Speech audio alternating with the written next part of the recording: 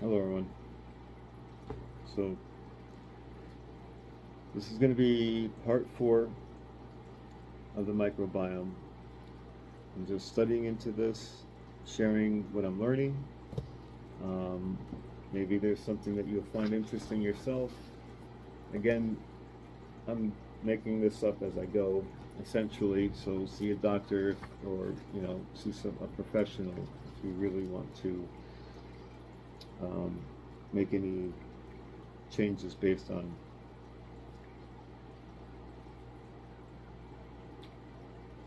microbes. Um, in this video, I want to just get a little bit into a little more about microbes, um, microbiota, microbiome in general, and what they are, what they produce, how we benefit from them, what they do. Um, just a little bit about that. So there's thousands of different microbes, and they're still being researched to this day. They haven't. There are just so many. Oddly, what this is suggesting is that we generally have a dominance of 150 to 300 different species of microbes in our body.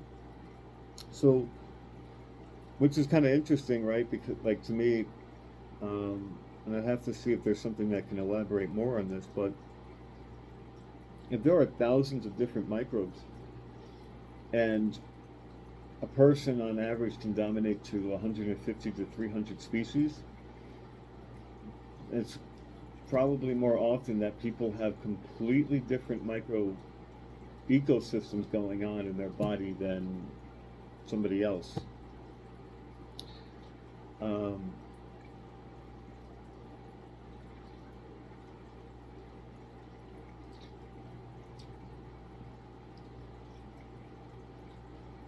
but that's okay, because they look at this, like, instead of looking at what each microbe does and putting the importance of that, for right now, they're looking at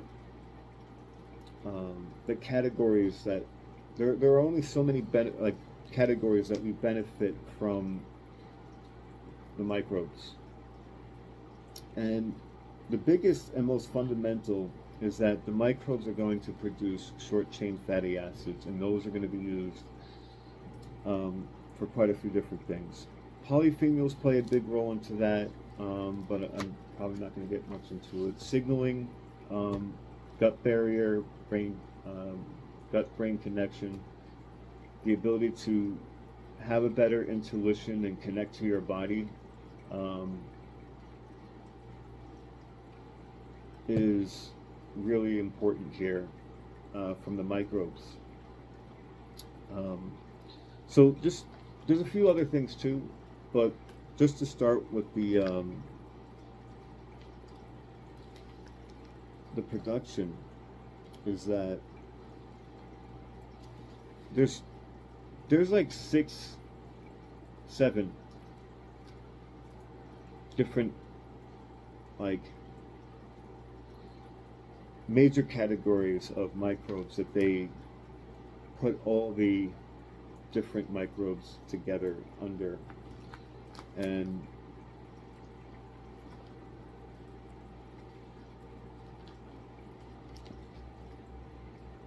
the short chain fatty acids. So the first main short chain,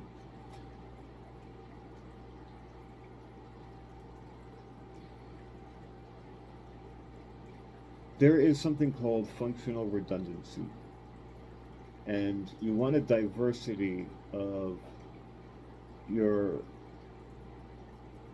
microbiome to better stabilize the system and production and keep consistency throughout all your systems in your body. So having a better diversity ensures that you're going to have what you need when you need it. The main short-term fatty acids are acetate, propionate, and butyrate. 60% goes to acetate, and it's one of the biggest cross-feeders in the body. A lot of other microbes eat that short-chain fatty acid to produce butyrate, propionate, or other short-term fatty acids. So acetate is the biggest feeder. There's things that it does for the body. It reaches this liver, muscles, and brain, and they're going to have interactions. Might help develop glucose in the liver, or because they send out chemicals as well. This is part of the signaling, and these chemicals will be received by receptor sites on cells, and the cells will change their behavior due to these signalings, which essentially can change our mood. It can change our state of being. Like, we're not, how do they put this? We're not just a human with microbes inside of us. We're a human microbial ecosystem. So a lot of our thoughts, our mood, our feelings coexist with the state of our microbiome, because the moment we start feeling stress, our microbiome is changing. It will be affected, and having a better diversity helps keep us resilient to stress, maintains our homeostasis. So there's it's not these two separate departments.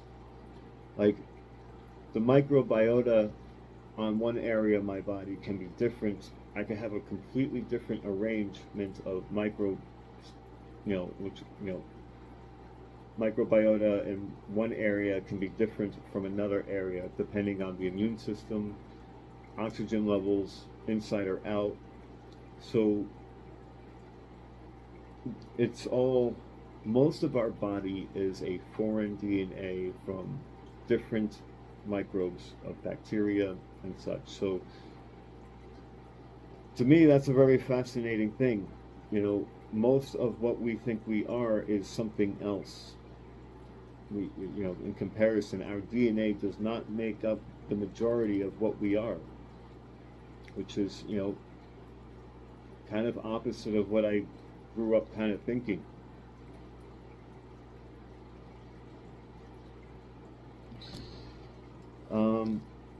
Right? Because you think you're you and your DNA, and we send our DNA out to get tested and get results, but most of what's consisting of our body isn't even based on our DNA.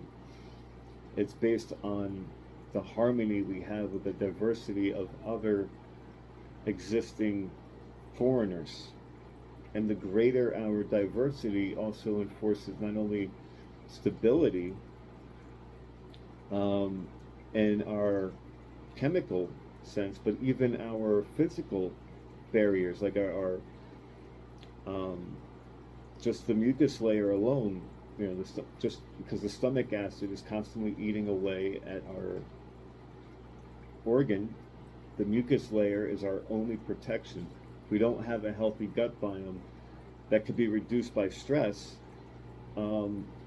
that diversity can shrink, and then all of a sudden we could be more prone to ulcers.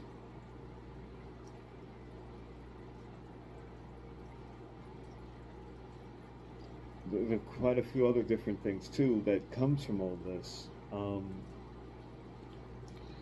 So it reduces inflammation.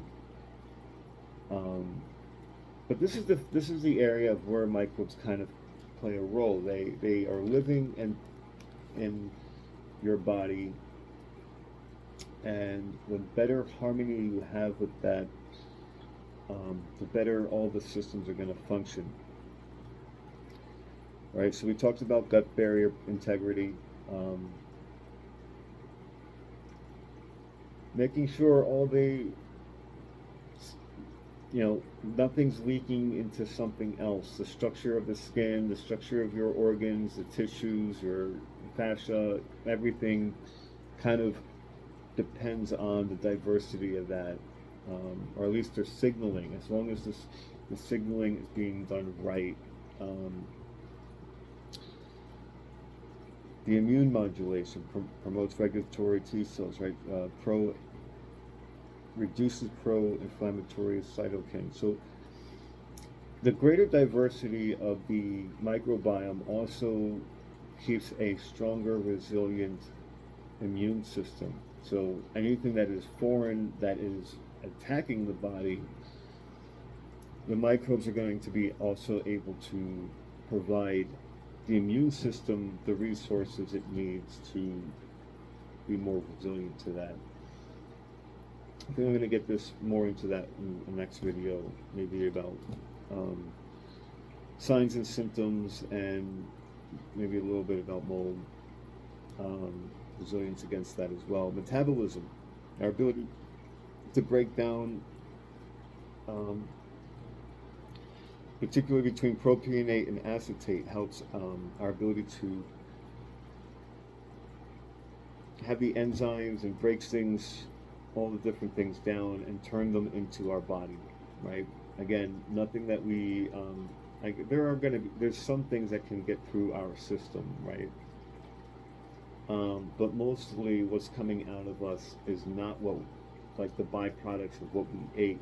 It is the microbiome, that generations that have had an influx from the food and life force that we've created. Appetite regulation,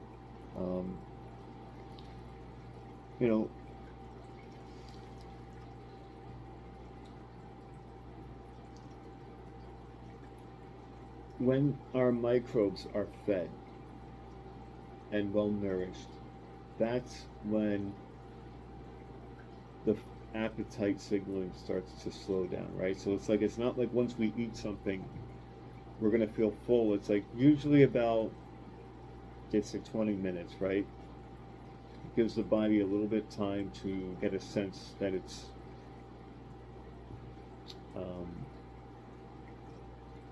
going to be nourished. And maybe if you have a stronger intuition, you can tell by food that you ate, once you taste everything and experience the food that you have, you might have a greater intuition that your body will instinctually know, okay, this is going to be enough to satiate me.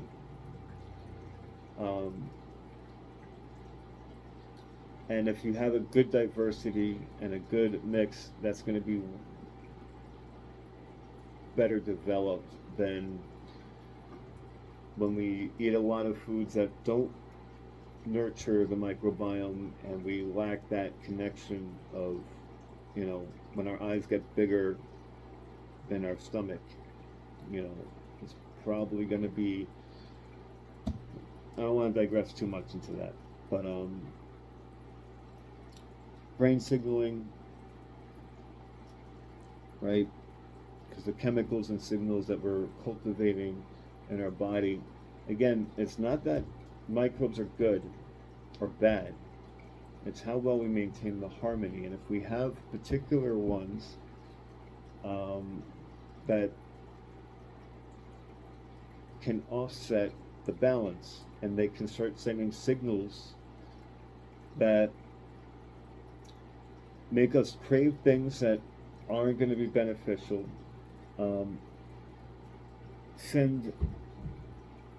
cause us to put nutrients and store nutrients and change the terrain, change the pH level.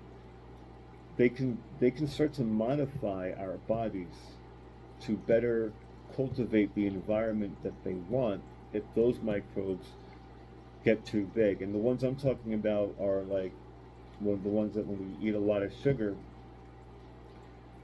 they could feed certain microbes that are not as ideal, and they can start to change the terrain where we get brain. Well, I'll get into that probably in the next video. Um,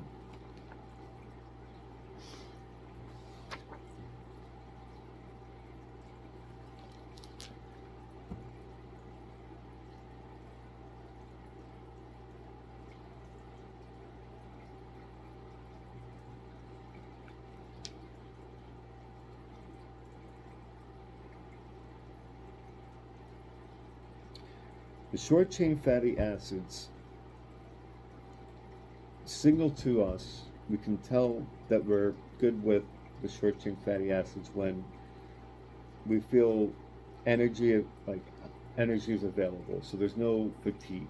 We, barrier reinforcement. So, our stomach feels strong, our body feels like good integrity, like, we don't get heartburn, we're not getting ulcers, we're not getting, backed up on things like there's a certain layer of,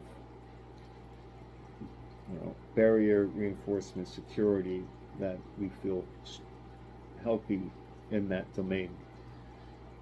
Reduce inflammation, so we don't have any itis, we don't have osteo or arthro, none of the itis. Because they're keeping oxygen levels down, they're keeping,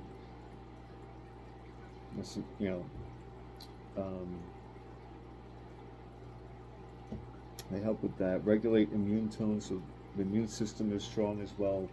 These are all things that the short chain fatty acids are going to kind of take care of for us.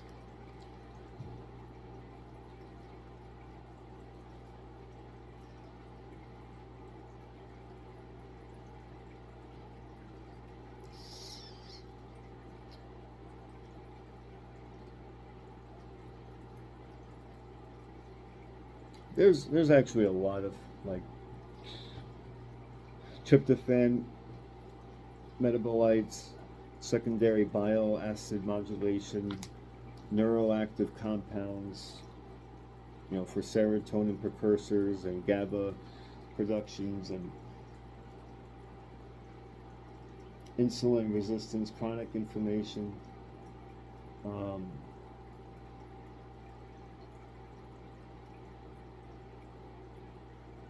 Lipopolysaccharides. This is kind of an interesting thing because they're only good in small amounts to help train the immune system, but too much of lipopolysaccharides, that's where we get the insulin resistance, chronic inflammation, and fatigue, like especially when barriers are weak. So once we start getting any kind of like itis, that is the beginning of a downhill chronic situation, and the microbiome can really see from this point of view, from the microbiome perspective and understanding. If you get this right, lots of concerns about anything from itis and things that can develop out of itis or as a consequence of having itis can be prevented. And it helps maintain, your digestive system. Like you're going to be able to, it's not like just like eating food and being nourished by that. Like there's a certain extent of how well we can absorb and utilize that nourishment, and that's also dependent on the microbiome.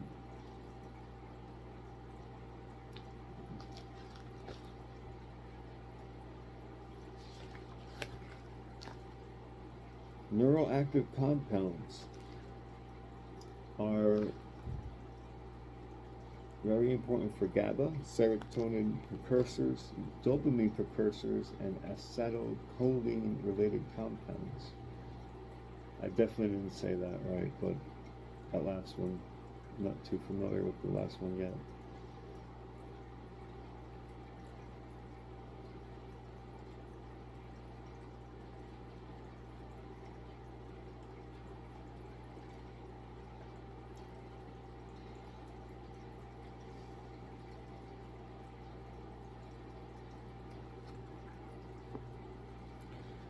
what does this do to the body long term? When the signals are all coming in strong and well from the microbiome, we have a strengthened immunity, improved metabolism, right? We're not getting gassy or upset stomachs or bad reactions from what we eat. We eat food and we feel life. We feel energy coming in and we feel better from that. That's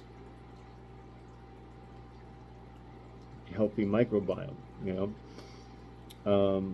Regulate inflammation, improve insulin sensitivity, improve barrier integrity, and influence stress resilience. These are probably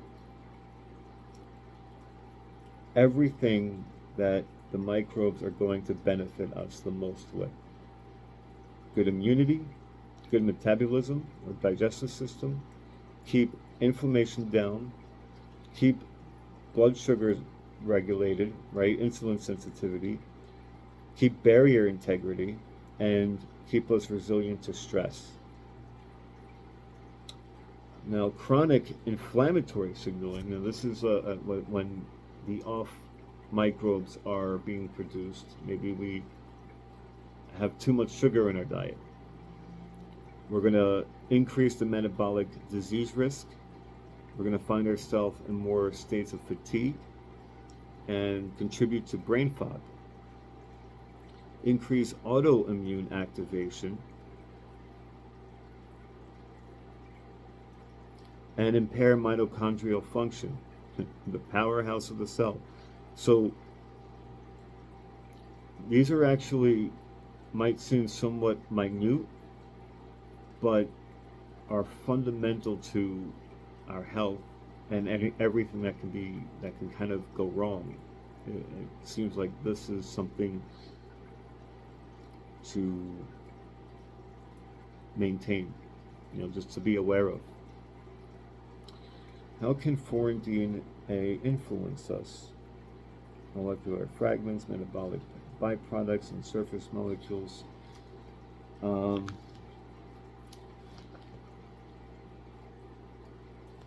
So I think then there's the polyphenols. You know what? I'm not going to get into the polyphenols right now.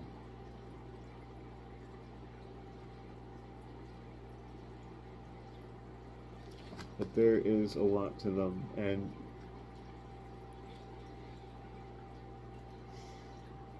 they're like they kind of create the harmony amongst the microbiome. It just kind of keeps them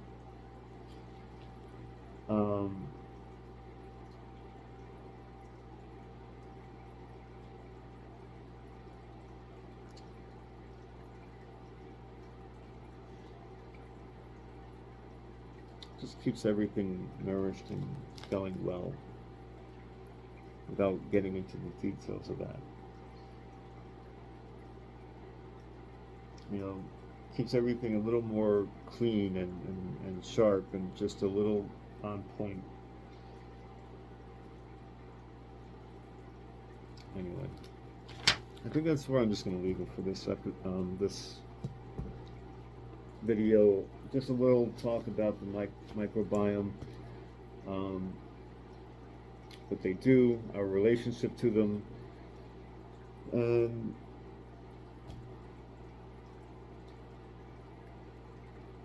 the benefits we get. Okay, thank you for participating and entertaining my journey with this information. Again, if you are a doctor and want to actually comment and comment on anything or correct me where I'm wrong, leave a comment below, and till next time.